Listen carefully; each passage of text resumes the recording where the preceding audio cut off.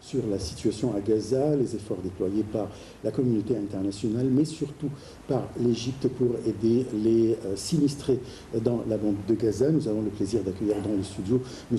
Ahmed El Sinos, et vous êtes consultant international en gestion et en économie. Bonsoir. Bonsoir à vous.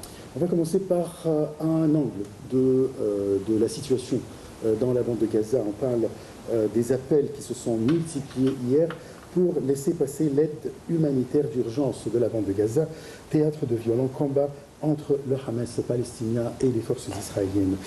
Ceci intervient au moment où de violents combats au moyen d'armes automatiques et anti-chars dans le nord de la bande de Gaza, où l'armée israélienne opère également au sol depuis vendredi soir. Salih Ahmed Yarashoucha nous donne les détails.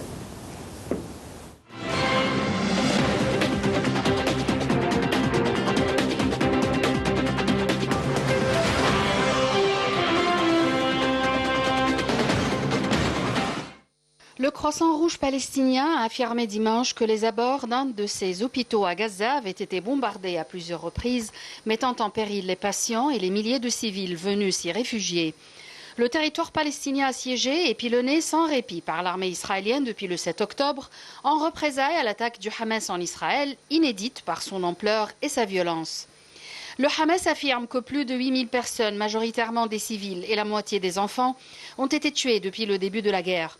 En Israël, plus de 1400 personnes sont mortes, essentiellement des civils tués le jour de l'attaque.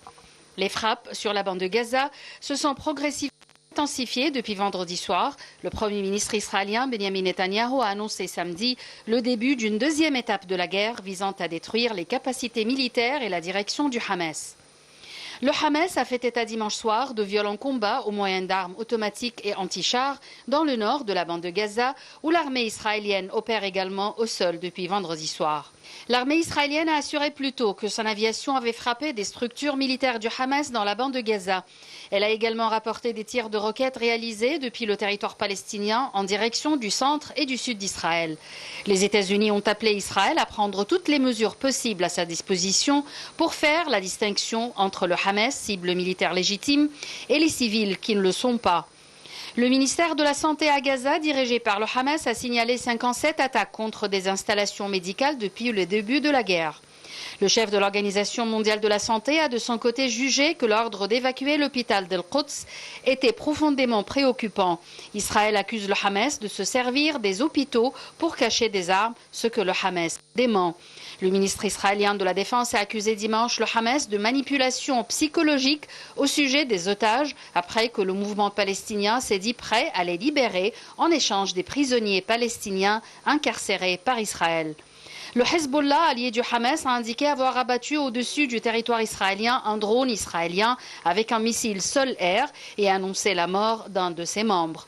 Dans une enquête publiée dimanche, l'organisation Reporters sans frontières affirme que les journalistes ont été ciblés.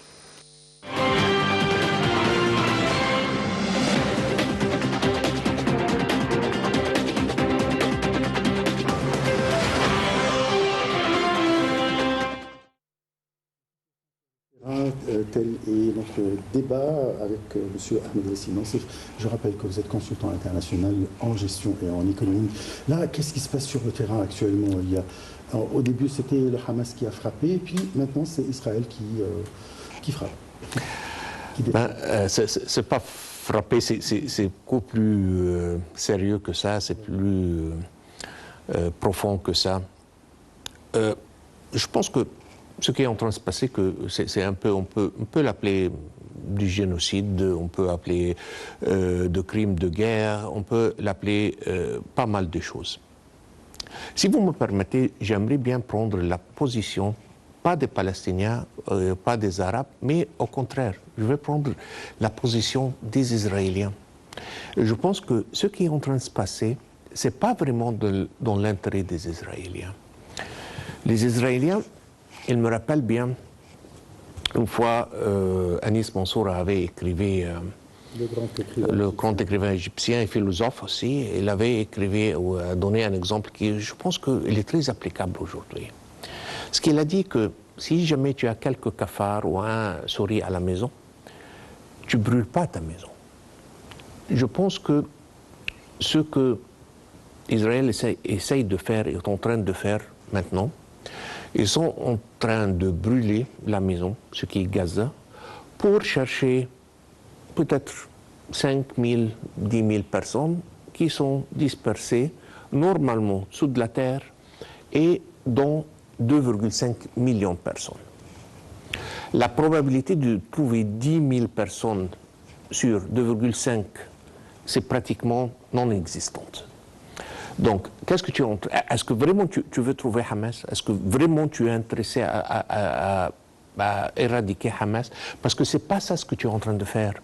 Ce que tu es en train de faire, pratiquement, et c'est pour cela que j'ai dit que je veux prendre la position des Israéliens eux-mêmes, ce que tu es en train de faire, tu es en train de grandir Hamas, tu es en train de ajouter des martyrs qui sont prêts à faire des attaques de suicide, parce que quand quelqu'un, un être humain, de n'importe quelle religion, de n'importe quelle race, se trouve que il y a n'importe qui, ou un pays, ou un État, ou n'importe quoi, qu'ils ont tué ses petits, sa mère, toute sa famille, son business, sa maison, et littéralement, il n'a rien qui lui reste dans cette vie. Normalement, il ne va pas vouloir vivre. Et là, il ne veut plus vivre, et là, on a Hamas qui dit, OK, tu peux prendre ton revanche, et en même temps, tu peux faire quelque chose pour que tu vas au paradis. Quoi? Tu vas t'exposer et tu tues n'importe combien de personnes. C'est malheureusement très faisable dans ce point-là. Donc, ce qui est en train de se passer, aujourd'hui, on a, si je ne me trompe pas, la compte est presque 8 000 et quelques morts, y compris presque pas loin de 3 000 et quelques enfants et des femmes. Donc, ce qui reste, qu'est-ce qu'ils en pensent? La population, le 2,5, si on avait Hamas qui était 10 ou 15 ou 20 000 personnes qui voudraient attaquer Israël, ils étaient extrémistes et ils étaient ce qu'ils étaient. Et on n'est pas avec Hamas, on n'est pas avec attaquer les civils, on n'est pas avec attaquer... et c'est pas dans la culture, c'est pas dans la religion, c'est pas vraiment comme ça qu'on doit faire la guerre. Mais ça, c'est une autre discussion. Mais maintenant, qu'est-ce qui est en train de se passer? Ce chiffre de 10 ou 15 ou 20 000, vous êtes en train de l'alimenter avec de la population qui est 2,5 millions. Un gosse qui a 8 ou 5 ou 10 ans, qui survit tout ce qui est en train de se passer, comment il va être? C'est quoi son profil psychologique, si vous voulez? On est en train de créer des terroristes. Excusez le mot, mais ce n'est pas dans l'intérêt d'Israël. Je pense que ce qui est en train de se passer, c'est un revanche aveugle. Il veut faire beaucoup de bruit pour des raisons très politiques, locales, qu'il ne peut pas dire que je n'ai rien fait, ce qui s'est passé dans le 7 octobre, je n'ai pas réagi. J'ai réagi, je suis en train de tuer beaucoup de gens. Mais, et puis, où est-ce qu'on va aller? On va créer même peut-être des extrémistes qui sont plus extrêmes que Hamas elle-même. Est-ce que c'est ça la solution? C'est la guerre qui va durer. Pour toujours, oui, ça ne va jamais finir. Mais on doit garder la tête froide et avoir une discussion. Et quand même, la suppression, c'est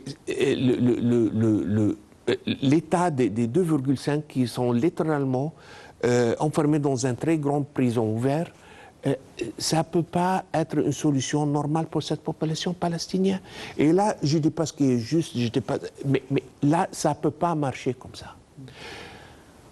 Passer le problème en Égypte d'une partie et en Jordanie d'une autre, ce n'est pas une solution. Ça va créer un problème qui est beaucoup plus grand. Parce que si jamais, ce qui ne va jamais arriver, mais si jamais l'Égypte peut accepter qu'on peut avoir les habitants de Gaza à Sinaï, ce qui ne va jamais se passer. Mais si on estime seulement pour l'argument qu'on pourrait faire ça. Qu'est-ce qui va se passer? Un jour, il va avoir un de ces Hamas ou n'importe Kataib Azz-Din ou n'importe qui va jeter quelque chose, une petite roquette ou quelque chose comme ça sur Israël.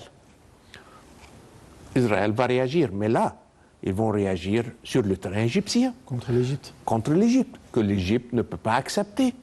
Un pays comme l'Égypte ne peut pas accepter d'être attaqué exprès. Ce n'est pas comme les 2 dernières attaques qui étaient fautives ou des erreurs, et ne pas répondre. Donc on est en train d'arriver à une escalation que personne ne veut. L'Égypte peut avoir toutes les opinions qu'elle veut pour l'Israël, mais l'Égypte ne veut pas rentrer en guerre avec Israël. Et le chef d'État était très clair et il a catégoriquement dit ça, qu'il ne veut pas rentrer dans une guerre.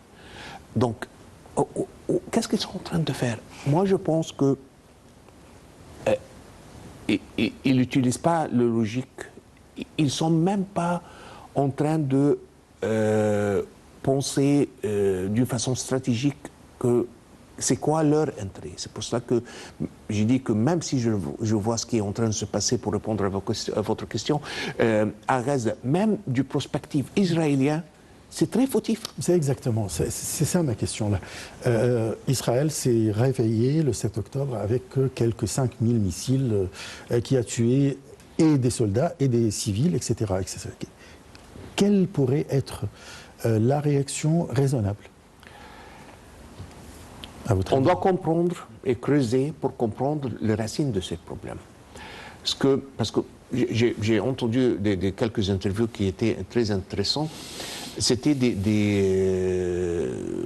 quelques filles qui travaillaient dans l'armée et ils étaient responsables pour la surveillance du mur qui était entre Gaza et Israël, littéralement pour empêcher ce qui s'est passé. Donc, qu'est-ce qu'on apprend de ça? On apprend de ça quelque chose que tout le monde connaît, qu'il n'y a pas un système de sécurité qui est 100% efficace. N'importe quel système, on peut toujours trouver un petit trou et on peut y passer. Oui. Et puis, qu'est-ce que ça veut dire? Ça veut dire que tout simplement que la solution ne peut jamais être dans la sécurité et dans le militaire. On doit avoir une discussion, on doit avoir un genre de négociation pour que ce peuple ait un peu d'espoir pour qu'il puisse vivre. Mais quand on est en train de penser qu'on peut les mettre sur surveillance 24 sur 24, 7 jours sur 7, et on pense que jamais personne ne va y passer, le 7 octobre était la preuve que ce n'est pas ça la solution, parce que n'importe quel système peut échouer. Et ça, c'est passé. Oui, allez-y. Et ils ont trouvé que même quand ils pensaient qu'ils ont eu toute la technologie au monde, ils ont eu des traces qu'ils ont eu des choses qui ont bloqué cette technologie et les Hamassiens ont pu échapper. Mais c'est ça exactement. Ce qui s'est arrivé le 7 octobre, c'est arrivé. Alors, il y a un gouvernement dirigé par Benjamin Netanyahou. Qu'est-ce qu'il pourrait faire devant son peuple? Est-ce qu'il voulait vraiment, il se venge pour garder sa place, garder le gouvernement, puisqu'il y a beaucoup de voix en Israël qui demandent son démission. Oui.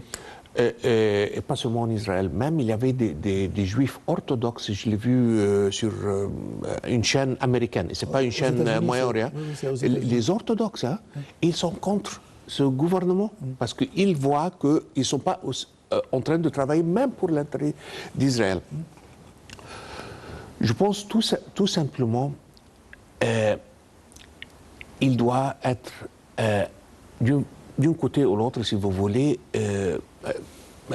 raisonnable. Et il doit, une deuxième fois, je pense que c'est une analogie qui est intéressante, mais je pense que Netanyahou a fait plus ou moins la même faute, exactement la même faute que le président Sadat a fait. C'est quoi cette faute?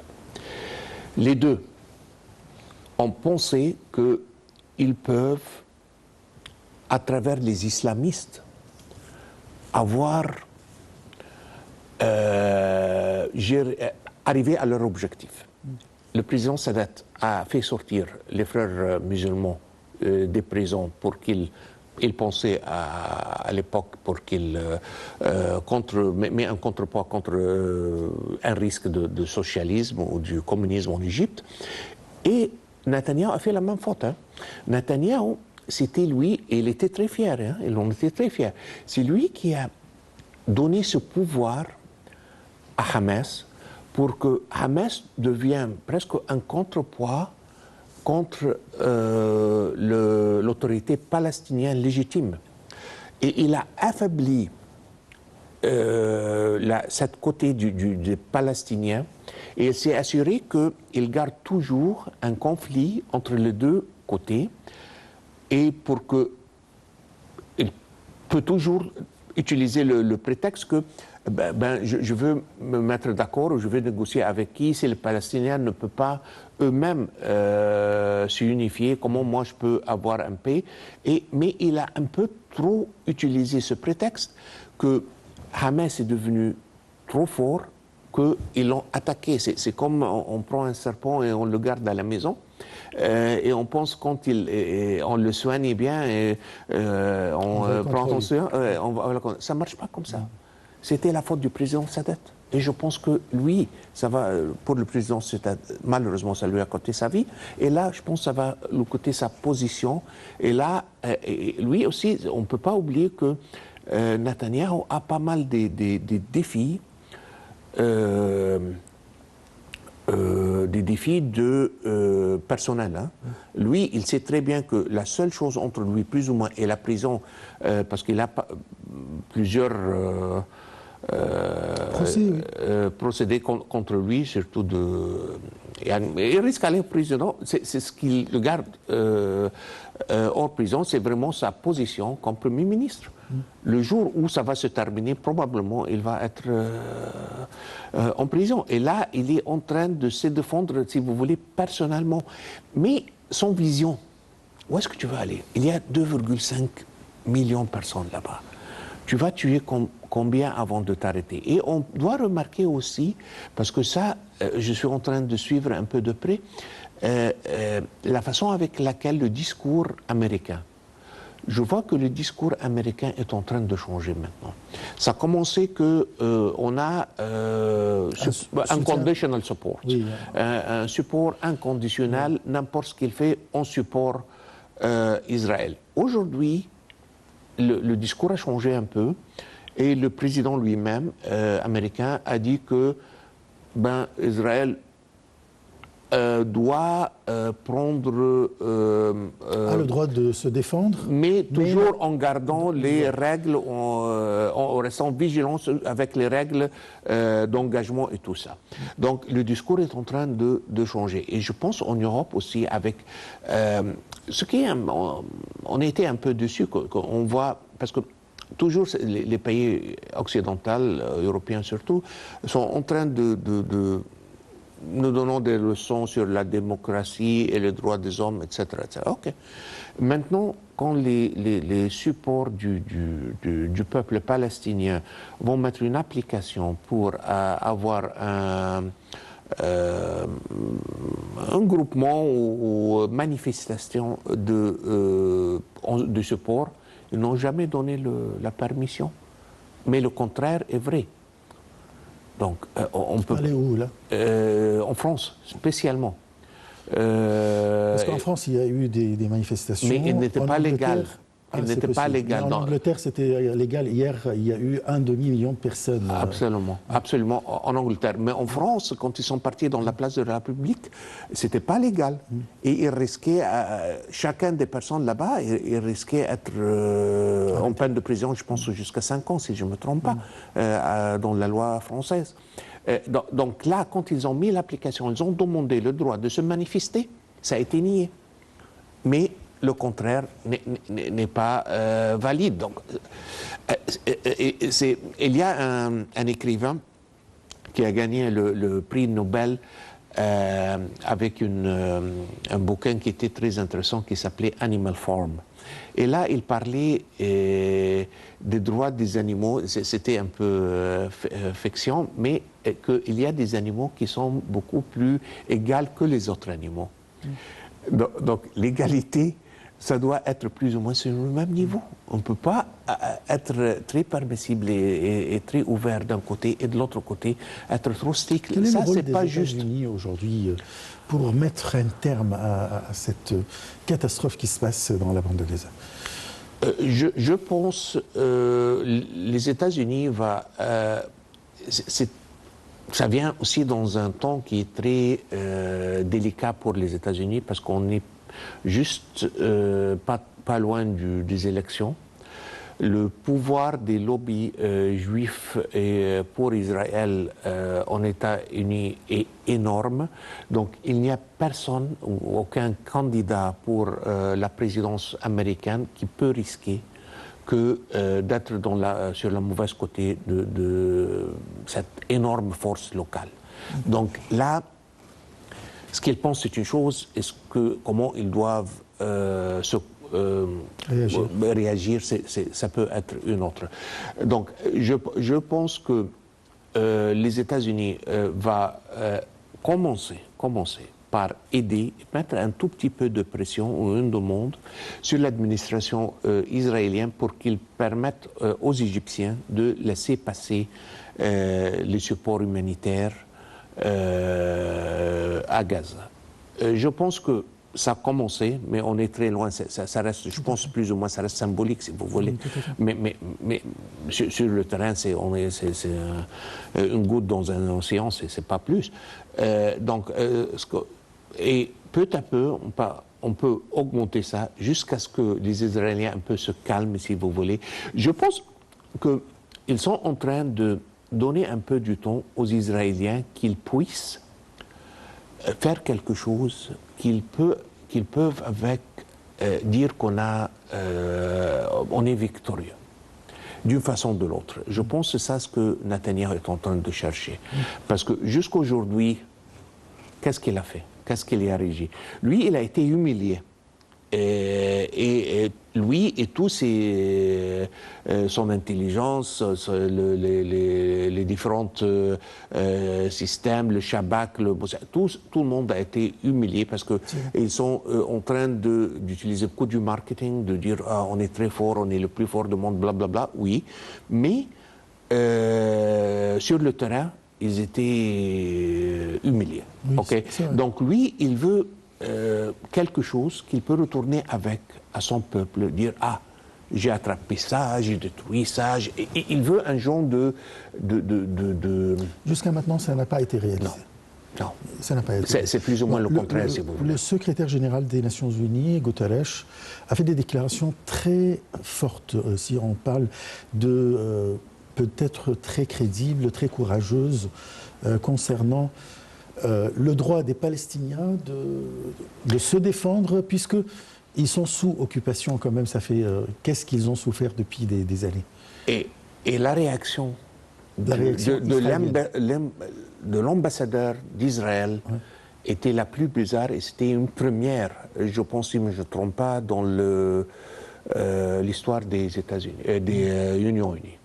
Et il a attaqué avec une façon qui est hors de toute diplomatie. Si on était dans un bar et c'était un bagarre dans un bar, c'est pas comme ça. Même si tu as un opinion. Il a demandé même le licenciement du secrétaire général. Il a demandé ça et puis il a nié. Ils ont décidé de nier le visa de rentrée pour les employés des Nations Unies en Israël. C'est pas comme ça que les choses. Mais ça vous démontre aussi, quand une réaction pareille, ça vous démontre que la humiliation et la pression que ces gens ou le gouvernement présente israélien se sont. C'est énorme. Ils se sont une fois humiliés. Ils ont perdu face à leur peuple, à les gens qui l'ont électé, parce que Et eux, ils devaient être les plus agressifs. C'est la plus extrémiste dans l'histoire d'Israël depuis 1948. Mais là, c'est la façon ou c'est la fois la plus agressive. C'est l'attaque la plus humiliante en même temps pour l'État israélien en même temps. Donc, je pense que ça va envoyer le message au peuple israélien une deuxième fois que c'est pas la force qui va résoudre cette histoire. Et on a 8 millions de personnes. On n'est pas en train de dire que c'est pas un petit clan ou un petit tribu ou quelque chose. 8 millions de personnes. C'est une population de 2 pays en Europe. Donc c'est énorme. Donc on doit trouver une solution logique. C'est pas la question que autant mettre encore de pression, parce que ça éclate un jour. C'est vrai. On va avoir comme ce qui s'est passé le 7 octobre. Mais ça risque de s'aggraver. Ce que je crains, même pour Israël aussi, parce que ça risque de s'augmenter et d'être encore plus grave. Parce que les atrocités qu'on est en train de voir à Gaza, il ne va pas tuer les 2,5.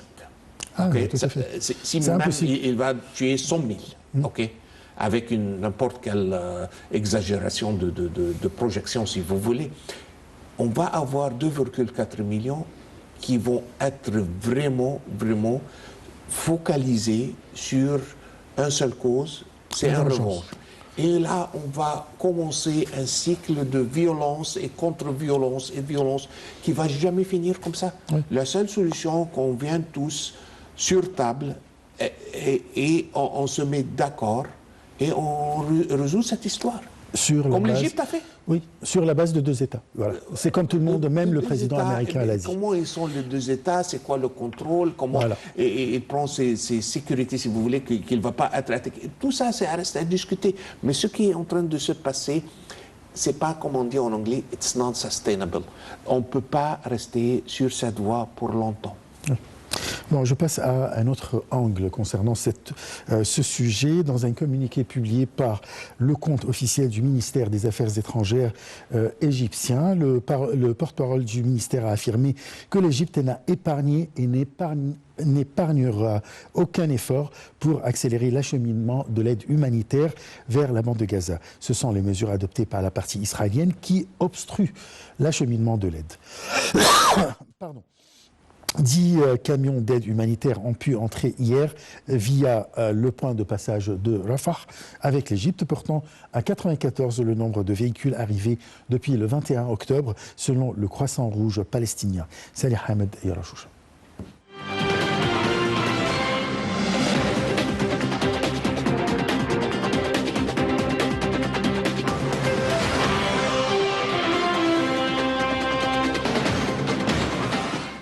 L'Égypte n'a épargné et n'épargnera aucun effort pour accélérer l'acheminement de l'aide humanitaire vers la bande de Gaza. Ce sont les mesures adoptées par la partie israélienne qui obstruent l'acheminement de l'aide. Ces déclarations ont été faites par le porte-parole du ministère des Affaires étrangères, Ahmed Abouzeid, en réponse aux interrogations de nombre de journaux et agences de presse étrangères concernant les raisons du retard dans l'acheminement de l'aide, malgré la situation humanitaire critique dans la bande de Gaza. 33 camions d'aide humanitaire sont entrés à Gaza dimanche via le point de passage de Rafah, à la frontière avec l'Égypte, a indiqué le Bureau de coordination des affaires humanitaires de l'ONU, OCHA. Il s'agit du convoi le plus important à pénétrer dans le territoire palestinien assiégé depuis la reprise limitée de l'acheminement de l'aide humanitaire le 21 octobre, a précisé le bureau onusien. Bien que cette augmentation soit bienvenue, un volume d'aide beaucoup plus important est nécessaire sur une base régulière afin d'éviter une nouvelle détérioration de la situation humanitaire désastreuse, y compris des troubles civils, a indiqué OCHA dans son rapport quotidien sur la guerre entre Israël et le Hamas. L'entrée de toute urgence de carburant pour faire fonctionner les équipements médicaux et les installations d'eau et d'assainissement est particulièrement nécessaire, poursuit le rapport. Israël a bloqué toutes les livraisons de carburant, affirmant que le Hamas en profiterait pour fabriquer des armes et des explosifs. Les convois d'aide humanitaire vers Gaza, soumis à un blocus israélien depuis 2007, et l'arrivée au pouvoir du Hamas ont été interrompus après l'attaque du Hamas. Au total, 117 camions d'aide humanitaire ont pu entrer à Gaza depuis le 21 octobre. La majorité d'entre eux, environ 70, contenant du matériel médical, 60 contenaient de la nourriture et des produits nutritionnels et 13 camions de l'eau et des équipements sanitaires. Avant le siège, quelques 500 camions transportant de l'aide et d'autres marchandises entraient chaque jour dans la bande de Gaza. Avant d'arriver à Rafah, les camions sont inspectés au point de passage de Nitzana, entre Israël et l'Égypte, à environ 40 km de Rafah, a indiqué l'OCA.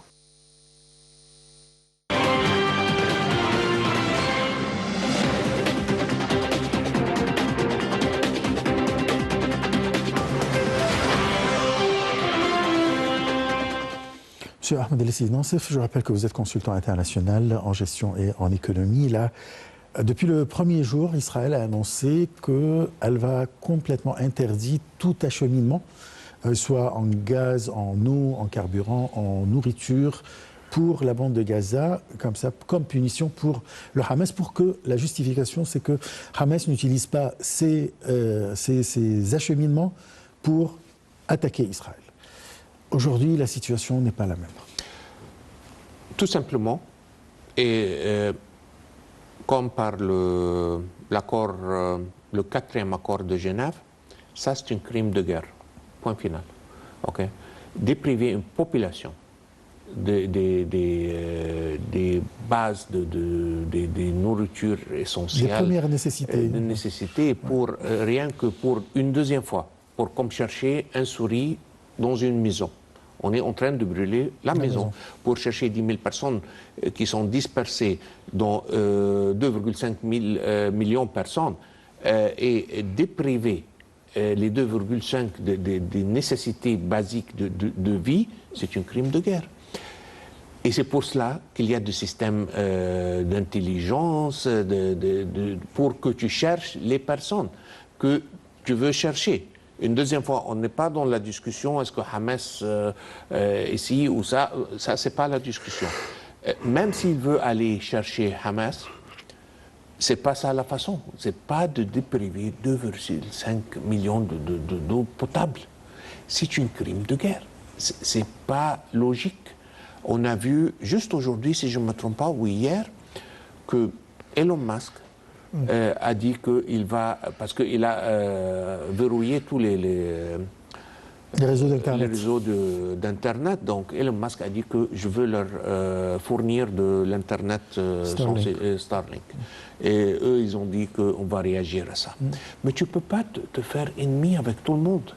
Et il y a un minimum dans une guerre. Et c'est pour cela qu'on est toujours humain.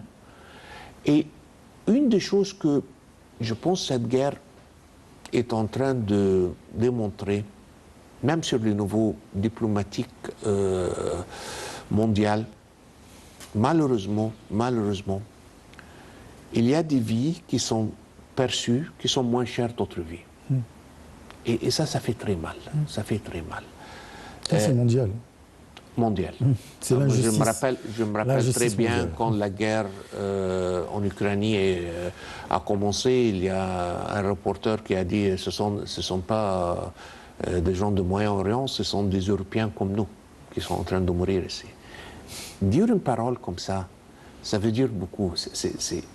Donc, avant que on a des organisations qui sont en train de blâmer l'Égypte pour les droits des homosexuels, je pense qu'il y a pas mal de choses qui doivent être résoudre. On doit pour tous commencer de voir une vie palestinienne aussi chère qu'une vie israélienne. On ne veut pas que personne perde sa vie. Et il y a, même dans un conflit, même dans une guerre, il y a des façons de régler ça. Oui. Ça ne peut pas être dépriver de nourriture. C'est même au Moyen-Âge. On ne faisait pas ça.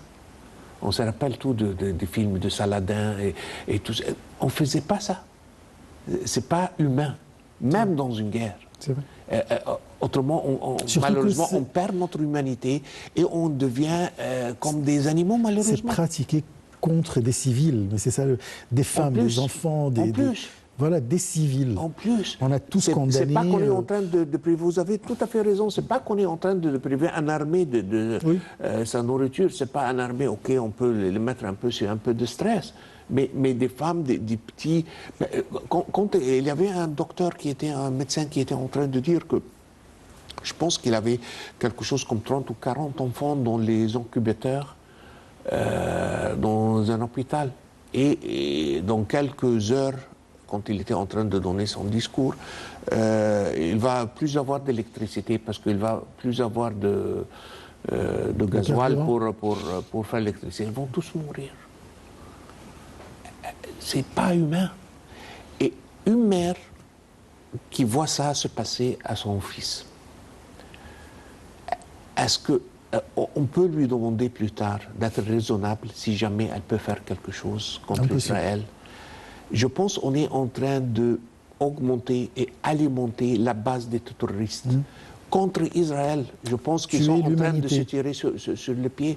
Ils sont en train de se faire très mal parce que seulement ils sont myopiques. Ils sont en train de regarder seulement tout près mais ils ne regardent pas. Et puis quoi?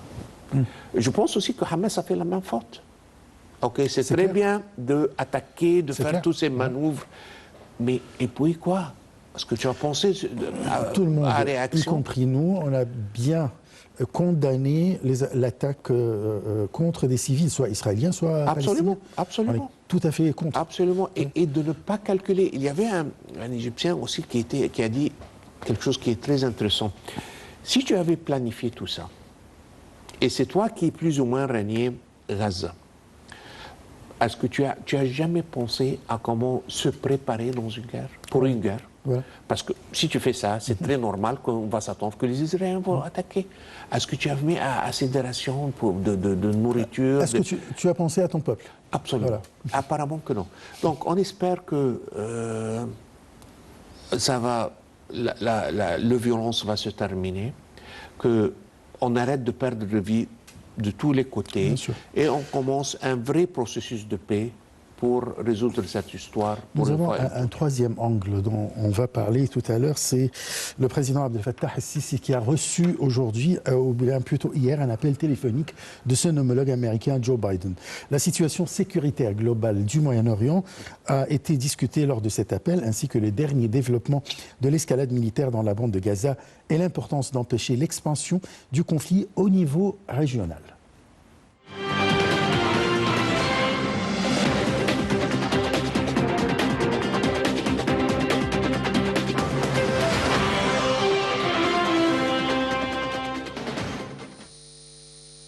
Le président Abdel Fattah el-Sisi a reçu hier un appel téléphonique de son homologue américain Joe Biden. Les deux leaders ont discuté de la situation sécuritaire globale au Moyen-Orient, des derniers développements de l'escalade militaire dans la bande de Gaza et de l'importance d'empêcher l'expansion du conflit au niveau régional.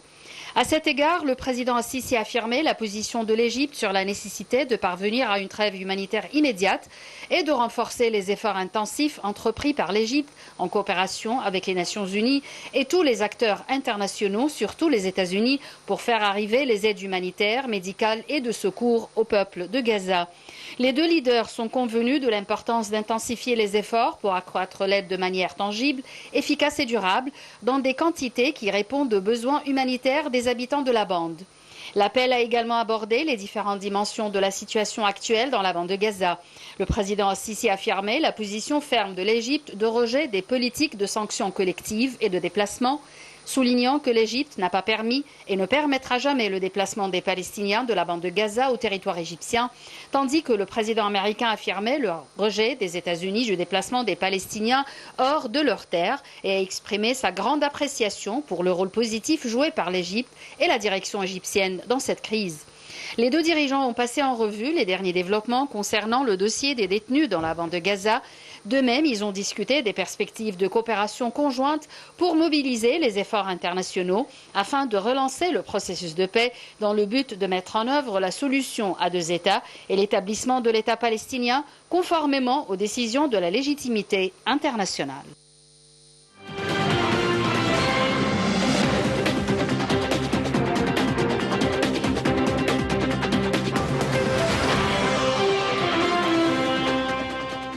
là, durant l'appel téléphonique entre le président El-Sisi et le président Biden, le président El-Sisi a mis en garde contre l'expansion de la guerre dans la région. Qui pourrait être un candidat? Clairement, c'est Iran, Oui. et pas nécessairement directement par l'armée iranienne, mais Iran a toujours eu une stratégie de mettre si vous voulez, des représentants un peu partout. Ouais. Donc on a ça en Irak, on a Hezbollah dans le sud du Liban, qui est le nord d'Israël, et on a le Houthis au Yémen, ce qui était responsable pour cet accident qu'on vient d'avoir. Oui. C'était pas un attaque, c'était un accident, parce que eux, ils ont visé Eilat. Oui, mais malheureusement, ils l'ont raté. Ça tombait en Égypte, malheureusement.